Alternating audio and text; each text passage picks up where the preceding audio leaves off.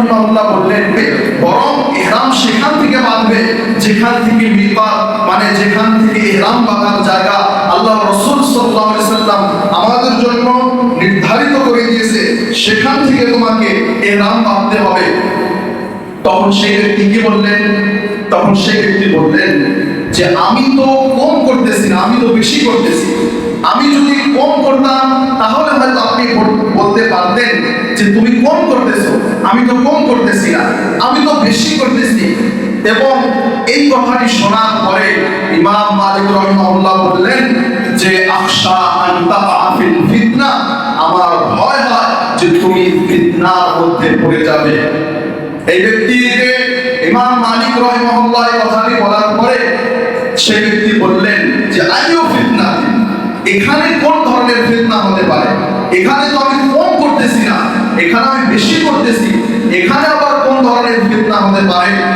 তখন ইমাম মালিক রাহিমাহুল্লাহ বললেন যে আইয়ু ফিতনাতিন আ'যামু মিন হাযা মিন হাযিহি, যে এর থেকে আর কম, এর থেকে আর বড় ফিতনা কি হতে পারে যে আনতা সাবাকতা ইলা ফি'লিন মা কাসারা আনহা রাসূলুল্লাহ সাল্লাল্লাহু আলাইহি সাল্লাম, যে তুমি এমন কাজ করতেছো, এমন কাজের দিকে অগ্রসর হচ্ছ যে কাজটা আল্লাহর রাসূল সাল্লাল্লাহু আলাইহি সাল্লাম করেন।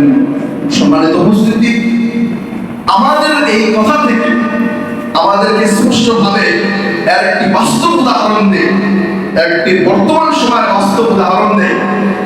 যারা বাংলাদেশের হাজিরা, বাংলাদেশ থেকে যারা হজ করতে যাবে, বাংলাদেশের হাজিরা, বাংলাদেশের যে ইন্টারন্যাশনাল এয়ারপোর্ট শাহজালাল বিমানবন্দর, শাহজালাল এয়ারপোর্ট, সেখান থেকেই বাংলাদেশের হাজিরা ইহরাম বেঁধে তারা হজের জন্য রওনা হয়। এখন প্রশ্ন হচ্ছে যে তাদের জন্য কি ইহরাম বাঁধার জায়গা সেটা? কোশ্চেন কালেও নয়। এখন যদি আমাদের ইন্ডিয়ান হাজিরা যারা যেখান থেকে হজে যায়, দিল্লি এয়ারপোর্ট থেকে, বোম্বে এয়ারপোর্ট থেকে, তারা যদি সেখানে ইহরাম বেঁধে হজ যাত্রা আরম্ভ করে, তাহলে কি তাদের এই কাজটি সঠিক হলো? না, তাদের এই কাজটি সঠিক হলো না। বরং আল্লাহ রাসূল সাল্লাল্লাহু আলাইহি সাল্লাম ইহরাম বাঁধার জন্য যে জায়গাগুলো, মিকাতগুলো জায়গা নির্ধারিত করে দিয়েছেন, সেই জায়গাগুলো থেকেই আমাদের ইহরাম বাঁধতে হবে। তো সম্মানিত উপস্থিতি, তাহলে আমরা ইমাম মালিক রাহিমাহুল্লাহর এই ছোট্ট উদাহরণ থেকে আমাদের সামনে স্পষ্ট হলো যে কোরআন এবং হাদিস সেইভাবেই মানতে হবে যেভাবে আল্লাহ রাসূল সাল্লাল্লাহু আলাইহি সাল্লাম আমাদেরকে দিয়েছেন। আর এর থেকে যদি আমরা বেশি করি সেটা হবে বিদআত, এবং এর থেকে যদি আমরা কম করি সেটা হবে গুনাহ হবে। বরং যতটুকু সাধ্য অনুযায়ী, যতটুকু যেভাবে এসেছে আমাদেরকে ততটুকু সেভাবে মেনে নিতে হবে। সম্মানিত উপস্থিতি, আমরা বলছিলাম যে আজকে পৃথিবীর ভিতরে একটি নতুন দল আবির্ভাব, এবং এর সূচনাটা সেই চিরকাল থেকেই চলে এসেছে, এবং আজকে সেই ফিতনাটা অনেক উঁচু করে মাথা উঁচু করেছে, এবং ফিতনাটা আরো বড়ভাবে অগ্রসর হচ্ছে আমাদের সম্মুখে।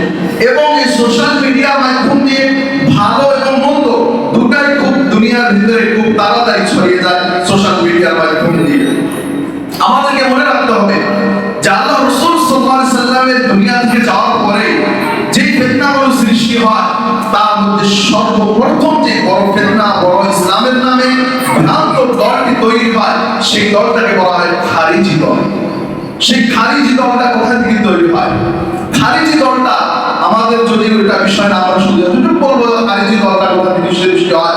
খারিজি দলটা হচ্ছে যে যখন আলী রাদিয়াল্লাহু তাআলা আনহু তিনি খেলাফতের দায়িত্ব নিলেন, তখন আলী রাদিয়াল্লাহু তাআলা আনহু এবং আমির মুয়াবিয়া রাদিয়াল্লাহু তাআলা আনহু, মুয়াবিয়া রাদিয়াল্লাহু তাআলা আনহু তিনি কে ছিলেন? মুয়াবিয়া রাদিয়াল্লাহু তাআলা আনহু তিনি একজন বিশিষ্ট সাহাবী, সম্মানিত মর্যাদাপূর্ণ সাহাবী ছিলেন, এবং তিনি কোন কাজের জন্য বিখ্যাত ছিলেন? আল্লাহর রাসূল সাল্লাল্লাহু আলাইহি সাল্লামের জীবদ্দশায় যেই সাহাবায়ে কিরামগণ আল্লাহর রাসূলের ওহী দেখতেন, যেমন তার মধ্যে একজন বিখ্যাত সাহাবী যায়েদ বিন সাবিত রাদিয়াল্লাহু তাআলা আনহু, ওই বিখ্যাত কাতিবে ওহীর মধ্যে মুয়াবিয়া রাদিয়াল্লাহু তাআলা আনহু একজন ছিলেন। সেই মুয়াবিয়া রাদিয়াল্লাহু তাআলা আনহু বললেন যে আলী রাদিয়াল্লাহু তাআলা আনহু তাকে বললেন যে ওসমান রাদিয়াল্লাহু তাআলা আনহুকে যে নির্মমভাবে শহীদ করা হয়েছে, এর বিচার আগে করতে হবে, তারপর অন্য কাজ। আলী রাদিয়াল্লাহু তাআলা আনহু বললেন যে না, আগে দেশের হালাতটা একটু ঠিক করে নেই, সময়টা একটু নরমাল হয়ে যায়, তারপর আমরা কাছ থেকে প্রতিশোধ নিব, এইভাবে তাদের ভিতরে একটা ইখতিলাফ হয়। সেই ইখতিলাফের হাওয়া পেয়ে, সেই ইখতিলাফের লাভ উঠিয়ে একটি দল সেখান থেকে তৃতীয় একটি দল তৈরি হয়ে যায়, যাদেরকে আমরা ইতিহাসের ভাষায় বলি খারিজি দল। এবং খারিজি দল তারা কি করে, তাদের কথা হচ্ছে তাদের একটি বড় স্লোগান হচ্ছে, সেই যুগে ইমাম আলী রাদিয়াল্লাহু তাআলা আনহু, হযরত আলী রাদিয়াল্লাহু তাআলা আনহু তিনি কুফার মসজিদে খুতবা দিতেছেন, আর মসজিদের বাইরে সেই খারিজি দলরা তারা বড় আকারে জোরে সোরে স্লোগান লাগাচ্ছে যে ইনিল হুকমু ইল্লা লিল্লাহ, ইনিল হুকমু ইল্লা লিল্লাহ, যে হুকুম একমাত্র আল্লাহরই চলবে, হুকুম একমাত্র আল্লাহরই চলবে। এই কথাতে আমাদেরকে যে বিষয়টি বুঝতে হবে সেটি হচ্ছে এই, আজকে শুরু থেকে আজ পর্যন্ত পৃথিবীর ভিতরে যত ভ্রান্ত দল রয়েছে, যত গুমরাহ পথভ্রষ্ট দল রয়েছে, সমস্ত গুমরাহ পথভ্রষ্ট দলগুলো তারা যে মানুষকে বিভ্রান্ত করেছে, তারা এই কোরআনের আয়াতের মাধ্যমে মানুষকে বিভ্রান্ত করার চেষ্টা করেছে, গুমরাহ করার চেষ্টা করেছে। তারা কোরআনের আয়াত বলে মানুষকে গুমরাহ করার চেষ্টা করেছে। এই কারণে সাধারণ জনগণ তারা অত সহজেই তারা বুঝতে পারে না। তারা তো ভাবে যে সে ব্যক্তি তো কোরআনের আয়াত বলে ইসলামের কথা বলছে, কিন্তু কোরআনের আয়াত বলে সে কোন কথা বলছে সেটি তো আর সবাই বুঝতে পারে না। এই জন্য আমাদেরকে মনে রাখতে হবে যে এই যে আজকের বর্তমান সময় মুনকিরিনে হাদিস, যারা হাদিস অস্বীকার করে, তাদের বড় আকারের ফিতনা ইন্ডিয়ার ভিতরে বড় আকারের ফিতনা রয়েছে। এই ফিতনা বাংলাদেশের ভিতরে বড় রয়েছে, আবার সেখান থেকে ইম্পোর্ট হয়ে আমাদের দেশের ভিতরেও এই ধরনের ফিতনা আসতে থাকে। তো এই ফিতনা আমাদেরকে মুখোমুখি করতে হবে এবং আমাদেরকে বুঝতে হবে যে এই ফিতনা থেকে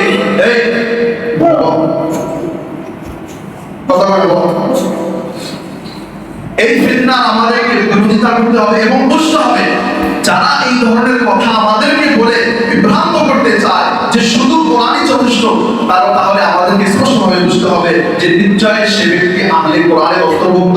আজকে যে নতুন দল সৃষ্টি হয়েছে আহলে কোরআন নামে, তাদের অন্তর্ভুক্ত এবং তারা শরীয়তকে মানতে চায় না। সম্মানিত উপস্থিতি, এই লম্বা বিষয়, এই বিষয় যদি আপনারা গভীরভাবে বুঝতে চান আর গভীরভাবে জানতে চান, তাহলে আপনারা কিছু বই প্রস্তুত করতে পারেন। তার মধ্যে একটি গুরুত্বপূর্ণ বই হচ্ছে আব্দুল্লাহ বিন আব্দুর রাজ্জাক, তার একটি বই হচ্ছে আমরা হাদিস মানতে বাধ্য।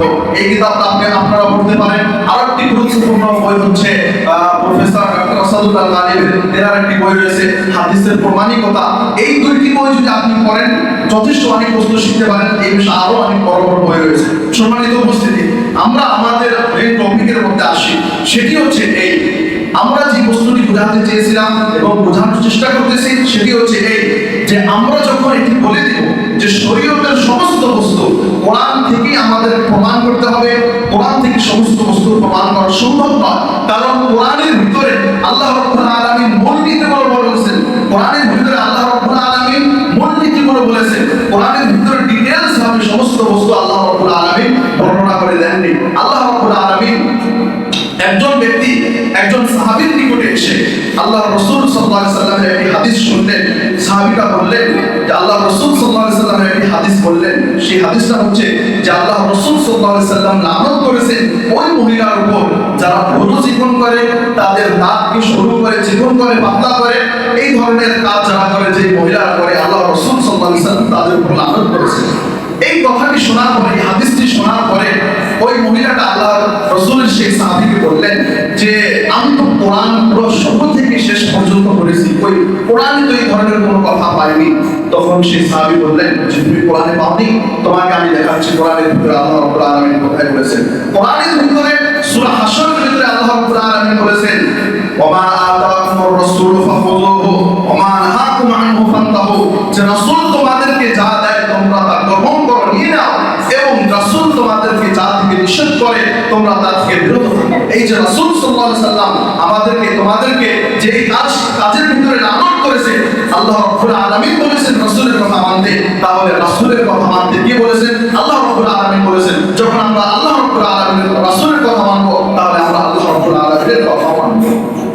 সম্মানিত উপস্থিতি, এই হাদিস অস্বীকারীদের ফিতনা, এই দল আনুষ্ঠানিকভাবে সর্বপ্রথম তৈরি হয় মিশরের ভিতরে। মিশরের ভিতরে এই ফিতনাটা সর্বপ্রথম আনুষ্ঠানিকভাবে সরকারিভাবে এই ফিতনাটা সেখান থেকে তৈরি হয়।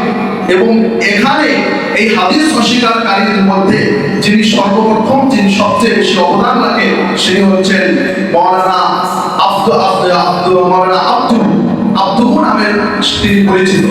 তিনি এই ফিতনার সর্বপ্রথম ব্যক্তি আনুষ্ঠানিকভাবে, এবং মিশরের ভিতরে আরো বড় বড় যারা বিখ্যাত বড় বড় গবেষক ছিলেন তারা মিলে এই ফিতনার সাথ দেয়, এবং তারা একটি নতুন আন্দোলন মিশরের ভিতরে সৃষ্টি করে যে আমাদের জন্য কোরআনই যথেষ্ট, হাদিস মানলে আমাদের চলবে। এখন কথা হচ্ছে এই যে এই ধরনের চিন্তাধারা, এই ধরনের কাজ আসলে মুসলমানদের কাজ নয়, এই ধরনের চিন্তাধারা আসলে মূলত এসেছে ইহুদি খ্রিস্টানদের কাছ থেকে। কারণ তারা আল্লাহ রাব্বুল আলামিনের কিতাবের ভিতরে বিকৃত সৃষ্টি করেছেন। তারা আল্লাহ রাব্বুল আলামিনের কিতাবের আয়াত, যে আল্লাহ রাব্বুল আলামিন যা তাদের উপর নাযিল করেছে তার ভুল ব্যাখ্যা করে তারা তাদের দ্বীনকে বিকৃত করে দিয়েছিল। আজকেও সেই ফিতনা তারা হাদিসের নাম দিয়ে বিভিন্ন ধরনের ডাইরেক্ট হাদিসের উপর হামলা না করলেও বিভিন্ন দল করেছে যারা হাদিসের নামে বিভিন্ন শাখা প্রশাখার মধ্যে হামলা করে তারা ইসলামটাকে একদম অধর্ম বানিয়ে দিতে চায়, তারা ইসলামকে একদম ভাঙ্গা বানিয়ে দিতে চায়, যে ইসলাম আর কোনো কাজে থাকবে না। তারপরে এইভাবে ফিতনা সেখান থেকে তৈরি হয়, এবং আমাদের ভারত মহাদেশে যার নাম শুনলে আপনারা আচরিত হবেন যে তার নাম এই লিস্টের মধ্যে ভারত উপমহাদেশের ভিতরে এই ফিতনা যার হাত দিয়ে ভারত উপমহাদেশের ভিতরে আসে তার নাম হচ্ছে স্যার সৈয়দ আহমদ, যেটাকে আমরা চিনি আলিগড় মুসলিম বিশ্ববিদ্যালয়ের প্রতিষ্ঠাতা হিসাবে।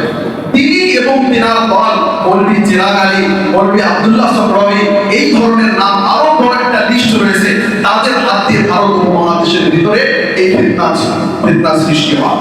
এবং আজকে বর্তমানে আমাদের বাংলা ভাষাভাষী পরিবেশের মধ্যে বাংলাদেশের ভিতরে একজন বিখ্যাত এই হাদিস অস্বীকারী, যার নাম হচ্ছে অধ্যাপক মুজাম্মেল হক সাহেব। তিনি আজকের এই বর্তমান সময়ের ভিতরে তিনি জীবিত আছেন। তিনি এই হাদিস অস্বীকারীদের একজন তিনার স্পষ্ট বক্তব্য আপনারা ইউটিউবে শুনতে পারেন। স্পষ্টভাবে বলতেছে যে কবরের ভিতরে আল্লাহ রাব্বুল আলামিন কিভাবে আযাব দিবে, মানুষ তো মরে যাওয়ার পরে শেষ হয়ে যায়, আল্লাহ রাব্বুল আলামিন কবরের ভিতরে আবার কিভাবে আযাব দিবে। আপনাকে আমাকে বুঝতে হবে এই ধরনের এভিডেন্স, এই ধরনের অভিযোগ মক্কার মুশরিকরা আল্লাহ রাসূল সাল্লাল্লাহু আলাইহি সাল্লামের সম্মুখে করেছিলেন। একদিন একজন মক্কার মুশরিক আল্লাহ রাসূলের সম্মুখে এসে একটি মরা মানুষের হাড্ডি কোথায় থেকে কুড়িয়ে নিয়ে এসে আল্লাহ রাসূলের সামনে এসে বললেন, হাড্ডিটা ঘষা দিলেন, হাড্ডিটা পাউডার হয়ে গেল। তখন আল্লাহ রাসূলকে বললেন যে এই মরা হাড্ডি, যে হাড্ডির কোনো অস্তিত্ব নাই, আবার এখান থেকে আল্লাহ রাব্বুল আলামিন কিভাবে মানুষ তৈরি করবে। আমাদেরকে মনে রাখা ভালো হবে মক্কার মুশরিকরা যাদের ভিতরে, যারা ইসলাম গ্রহণ করেনি, তাদের ভিতরে যে মেন অভিযোগগুলো ছিল, যে প্রশ্নগুলো তাদেরকে মেনে নিতে খুব কষ্ট হতো, তার মধ্যে সেই অভিযোগগুলোর মধ্যে একটি হচ্ছে আল বাহসু বাদাল মাউত, যে তারা এটি বিশ্বাস করতে পারতো না, তারা এটি মেনে নিতে পারতো না যে মানুষকে মরার পরে আবার কিভাবে আল্লাহ রাব্বুল আলামিন তৈরি করবে। এই কথাটি তারা বিশ্বাস করতে পারতো না, মানে সহজে তারা মেনে নিতে পারতো না।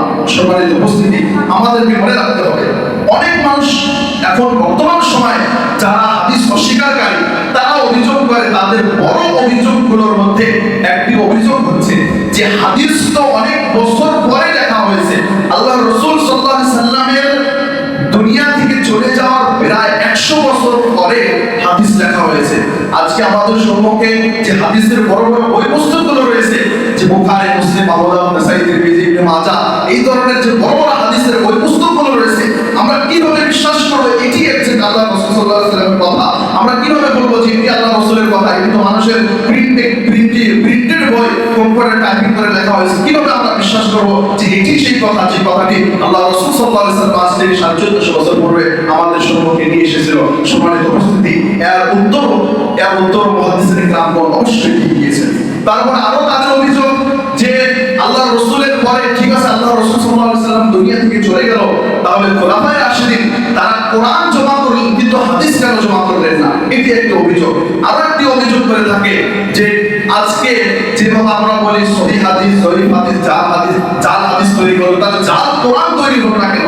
এই যে 3 ধরনের অভিযোগ, আরো বিভিন্ন ধরনের অভিযোগ রয়েছে, আপনারা তাদের বই পুস্তক পড়লে আরো বিভিন্ন গুরুত্বপূর্ণ সহকারে ডিটেলস ভাবে বিস্তারিত আলোচনা পাবেন। এখন আমরা এই অভিযোগগুলো উত্তর আমরা এক এক ভাবে দেওয়ার চেষ্টা করি। সর্বপ্রথম কথা হচ্ছে এই, আল্লাহ রাসূল সাল্লাল্লাহু আলাইহি সাল্লাম দুনিয়া থেকে যাওয়ার পরে আবু বকর রাদিয়াল্লাহু তাআলা আনহু খেলাফতের দায়িত্ব পালন করেন। আবু বকর রাদিয়াল্লাহু তাআলা আনহুর পরে ওমর রাদিয়াল্লাহু তাআলা আনহু, তারপর উসমান রাদিয়াল্লাহু তাআলা আনহু, তারপর আলী রাদিয়াল্লাহু তাআলা আনহু। ওমর রাদিয়াল্লাহু তাআলা আনহু আবু বকর সিদ্দিক রাদিয়াল্লাহু তাআলা আনহুর খেলাফত কালে তিনি বললেন যে যেইভাবে হাফেজগণ মারা যাচ্ছে, একটি যুদ্ধে একটি ইহুদিরা 70 জন হাফেজকে আল্লাহ রাসূল সাল্লাল্লাহু আলাইহি সাল্লাম থেকে নিয়ে তাদেরকে ধোঁকা দিয়ে একটি কুয়ার নিকটে তাদেরকে 70 জন হাফেজকে মেরে ফেলা হয়, শহীদ করে দেওয়া হয়।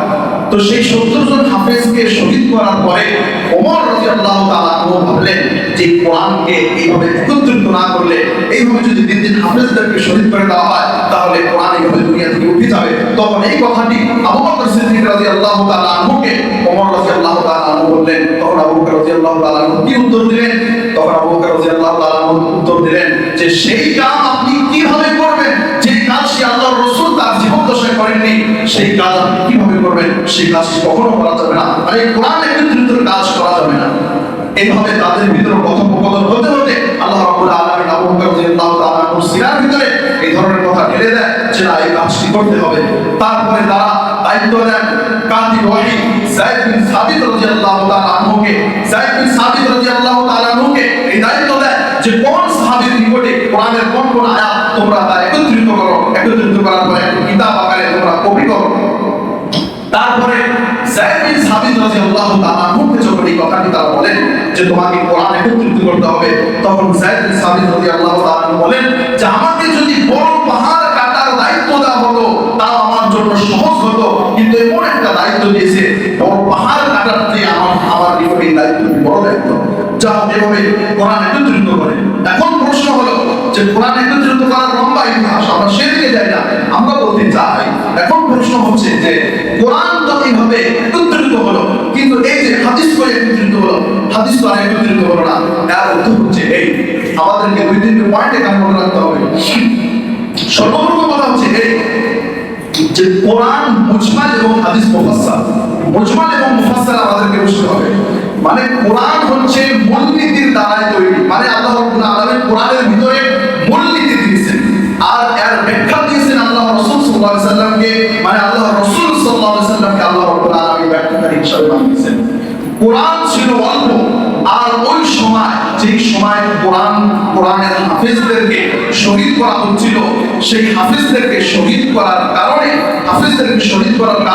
তাদের ভিতরে একটি আগ্রহ থাকে যে আমরা এই কোরআনকে একত্রিত করব, এবং এই কোরআনকে যদি একত্রিত না করি তাহলে কোরআনটা শেষ হয়ে যাবে।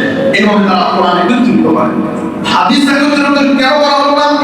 এই কারণে খালি 3টি পয়েন্ট আমাদেরকে মনে রাখতে হবে। হাদিস কেন ওই সময় ওমর রাদিয়াল্লাহু তাআলা আনহু তিনি কোরআনের সাথে সাথে হাদিস একত্রিত করার ব্যাপারে ভাবার পরে, সিদ্ধান্ত নেওয়ার পরে আবার সিদ্ধান্ত থেকে ফিরে আসে। এই কারণগুলো দেখেন। প্রথম কথা হচ্ছে এই যে আজকে যারা বলে যে নবীর যুগে তো হাদিস লেখা হতো না, এটি ভুল কথা।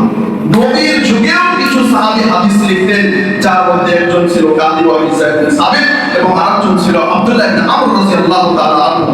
তিনি হাদিস লিখতেন, সমস্ত বস্তু আল্লাহ রাসূল সাল্লাল্লাহু আলাইহি সাল্লামকে যা তার মুখ দিয়ে বাহির হতো সমস্ত বস্তু আল্লাহ রাসূলের লিখতেন। এইভাবে কুরাইশরা তাকে বললেন, এই কথাটি আমরা জোয়া সপ্তাহে বলেছি, যে কুরাইশরা তাকে বললেন যে তুমি আল্লাহ রাসূল থেকে যা পাও সব লেখো না, কারণ তিনি মানুষ। আল্লাহ রাসূলকে বললেন যে তারা আমাকে নিষেধ করেন, তখন আল্লাহ রাসূল বললেন যে আমার মুখ দিয়ে হক ছাড়া কিছু বাহির হয় না, সুতরাং তুমি দেখো। এইভাবে লিখতেন। তো আমরা একটি প্রমাণ পেলাম যে আল্লাহ রাসূলের জীবদ্দশায় হাদিস লেখা হতো, কারণ কোরআন যে মুখ দিয়ে আল্লাহ রাব্বুল আলামিন বাহির করেছেন, হাদিসও সেই মুখ দিয়ে আল্লাহ রাব্বুল আলামিন মানে সেই মুহাম্মদ রাসূলুল্লাহ সাল্লাল্লাহু আলাইহি ওয়াসাল্লামের মুখ দিয়ে বাহির হতো। আল্লাহ রাসূল যদি এটি না বলে দিত যে ইকরা বিসমি রাব্বিকাল্লাযী খালাক, এখান থেকে 5টি আয়াত, এটি কোরআনের আয়াত আর এটি হাদিস, এই পার্থক্যটা তো আল্লাহ রাসূল করে দিয়েছে। এই পার্থক্য যে করে দিয়েছে, কথাটি যে বলেছে তা তো হাদিস। তাহলে আজকে যারা বলে যে আমরা হাদিস মানব না, তারা আসলে হাদিস নয়, তারা হাদিসের সাথে সাথে কোরআনের অস্বীকার করে, তারা কোরআন মানে। প্রথম পয়েন্ট যে আল্লাহ রাসূলের যুগে হাদিস লিখতেন। দ্বিতীয় কথা হচ্ছে এই যে তারা সাহাবায়ে কেরামগণ আল্লাহ রাসূল সাল্লাল্লাহু আলাইহি সাল্লামকে নিজের প্রাণের চেয়ে বেশি ভালোবাসতেন। তারা আল্লাহ রাসূল সাল্লাল্লাহু আলাইহি সাল্লামের সমস্ত বস্তু তারা নোট করার চেষ্টা করতেন। কি কি আমল করে, কি কি করে, কিভাবে পানি পান করে, কোন জায়গায় আল্লাহ রাসূল জীবনে একবার বসেছেন, কোন জায়গায় আল্লাহ রাসূল সাল্লাল্লাহু আলাইহি সাল্লাম কোন গাছের নিকটে একবার বসেছেন, সেই জায়গাটাও তারা দেখে রাখতো এবং সেখানে বসার চেষ্টা করতো। তাহলে যেই মানুষটার সঙ্গে এত মহব্বত, তার ডেইলি আচরণ, তার সমস্ত বস্তুকে আর লেখার প্রয়োজন পড়ে, তার সমস্ত বস্তু ব্রেনের ভিতরেই থাকে। মানে তারা আল্লাহ রাসূল সাল্লাল্লাহু আলাইহি সাল্লামের সমস্ত বস্তু হুকুম আহকাম তারা মানার চেষ্টা করতেন, নিজের ডেইলি লাইফে আমলের চেষ্টা করতেন। তারপরে তৃতীয় পয়েন্ট হচ্ছে এই বিষয়ে যে তাদের স্মৃতি শক্তি ছিল অনেক তুখর। তারা আল্লাহ রাসূল সাল্লাল্লাহু আলাইহি সাল্লামের প্রত্যেকটি বস্তু মনে রাখত। আরব জাতি তাদের স্মৃতি শক্তি কত তুখর ছিল আমরা একটি উদাহরণ দেখতে পাই যে আজকে আমাদের সময়, বর্তমান সময়ে আমরা আমার নাম জানি, আমার বাপের নাম জানি, আমার দাদার নাম জানি, শুধু এতটুকু এখানে সীমাবদ্ধ রয়েছে। অধিকাংশ মানুষ আমরা বলতে পারবো না আমাদের দাদার বাপের নাম কি, তার বাপের নাম কি, তার বাপের নাম কি, অধিকাংশ মানুষ আমরা বলতে পারবো না। তো আরব জাতি তারা এই যে ফ্যামিলি ট্রি, তারা বংশকে বংশ ফ্যামিলি ট্রি মনে রাখতো। শুধু এতটুকু নয়, উটের ফ্যামিলি ট্রিও তারা মনে রাখতো। আয়েশা রাদিয়াল্লাহু তাআলা নিচে তিনি উটের ফ্যামিলি ট্রিও, যে এই উটটা কোন উটটির পেট থেকে হয়েছে, সেটা কার পেট থেকে হয়েছে, এইভাবে তারা পুরো বংশ, উটের বংশ পর্যন্ত মনে রাখতো। তারা তাদের স্মৃতি শক্তি এত তুখর ছিল। তাদের স্মৃতি শক্তি এত তুখর থাকার পিছনে কারণ কি? কারণ হচ্ছে এই যে লা ইয়ারিফুল কিতাব ওয়াল কিরা, তারা বলা যেত না, লেখা যেত। কারণ তাদের পুরো ডিপেন্ড থাকতো তাদের স্মৃতি শক্তির উপর, ব্রেনের উপর। যখন পুরো ডিপেন্ড তাদের স্মৃতি শক্তির উপর থাকবে, তখন নিশ্চয় তাদের স্মৃতি শক্তি দুর্বল হবে। এই কারণে তারা হাদিস যদিও না লিখত, আল্লাহ রাসূল সাল্লাল্লাহু আলাইহি সাল্লামের দুনিয়া থেকে যাওয়ার পরেও কমসে কম 100 বছর বা খোলাফায়ে রাশিদিন এবং সাহাবা এবং তাবিঈন, তাদের যুগটা ছিল ইসলামী যুগ, পরিপূর্ণ ইসলামী যুগ। কারণ আল্লাহ রাসূল সাল্লাল্লাহু আলাইহি সাল্লাম বলেছেন খায়রুল কুরুনি কারনি সুম্মা আল্লাযিনা ইয়ালুনহুম সুম্মা আল্লাযিনা ইয়ালুনহুম। মানে এখানে আল্লাহ রাসূল সাল্লাল্লাহু আলাইহি সাল্লাম তিনটি যুগের কথা বলেছেন, সাহাবীর যুগ, তাবিঈনের যুগ এবং তাবিঈনের যুগ। ওই সাহাবী এবং তাবিঈনের যুগ এত সোনালী যুগ ছিল যে তারা যদি হাদিসকে বিভক্ত করার চেষ্টা করতো ওই সময়, তাদের আচার আচরণ, তাদের দেশের আইন কানুন সমস্ত বস্তু দেখে তারা সেইভাবে হাদিস আবার লিখতে পারতো। কারণ আল্লাহ রাসূল সাল্লাল্লাহু আলাইহি সাল্লাম যেভাবে তাদেরকে শিক্ষা দিয়ে গিয়েছেন, সেইভাবেই তারা আমল করতো।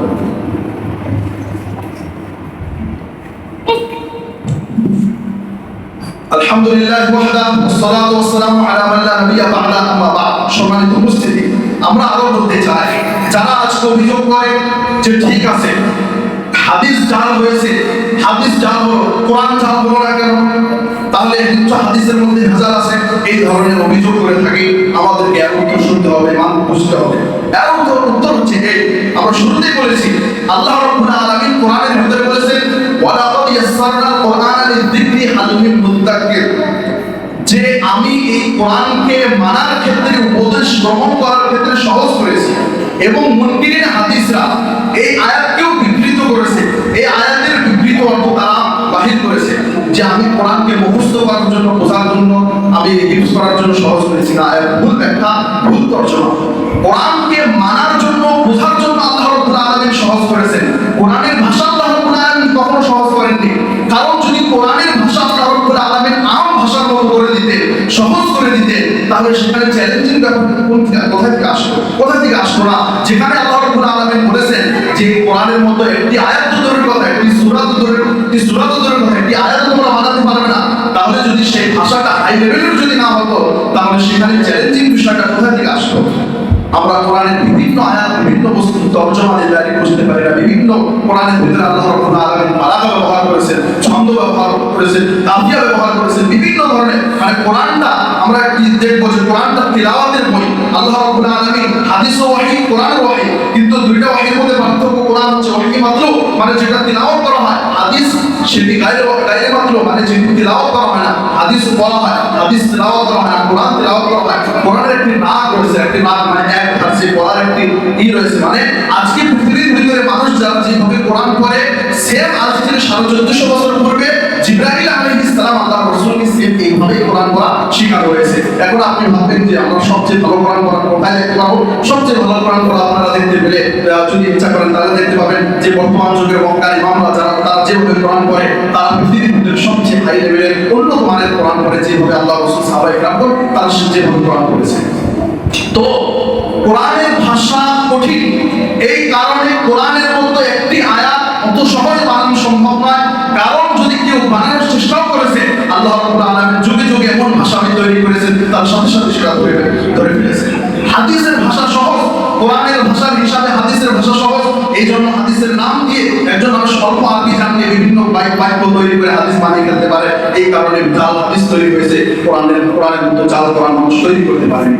সম্মানিত উপস্থিতি, এজন্য আমাদেরকে মনে রাখতে হবে যে যখন আমরা বলে দিব যে শুধু কোরআন যথেষ্ট আমাদের জন্য, তখন আমরা আমাদের শরীয়তকে অচল করে দিলাম। মানে কোরআনের সাথে সাথে হাদিসও আমাদেরকে মানতে হবে। হাদিস ছাড়া কোরআনের ব্যাখ্যা কোনোদিন পাওয়া সম্ভব নয়। কারণ আল্লাহ রাব্বুল আলামিন বলেছেন, ওয়া আনজালনা ইলাইকা যিকরা লিতুবায়্যিনা লিন-নাস, যে হে রাসূল আমি তোমার উপরে জিকির মানে কোরআনকে নাযিল করেছি এবং এই কোরআনের ব্যাখ্যাকারী হিসাবে তোমাকে আমি বানিয়েছি, মানে এই কোরআনের ব্যাখ্যা তুমি করবে। তেমনি ভাবে আল্লাহ রাব্বুল আলামিন কোরআনের ভিতরে আল্লাহ রাসূল সাল্লাল্লাহু আলাইহি ওয়াসাল্লামকে আরো সম্বোধন করে বলেছেন যে ইউআল্লিমুনাল কিতাব ওয়াল হিকমা, যে তুমি মানুষকে কিতাব শিখাবে এবং হিকমা শিখাবে। কিতাব অর্থ কি? কিতাব অর্থ হচ্ছে কোরআন এবং হিকমা অর্থ হচ্ছে হাদিস। এবং এখানে আরো একটি পার্থক্য আমাদের মনে রাখতে হবে, হাদিস এবং সুন্নাহ। অনেক মানুষ এখান থেকেও মানুষকে ব্ল্যাকমেলিং করে থাকে যে হাদিস মানবো, সুন্নাহ মানবো না, সুন্নাহ মানবো হাদিস মানবো না, এই ধরনের কথা বলে থাকে। আমাদের মনে রাখতে হবে হাদিস হচ্ছে ব্যাপক শব্দ, আর সুন্নাহ হচ্ছে হাদিসের একটি অংশ।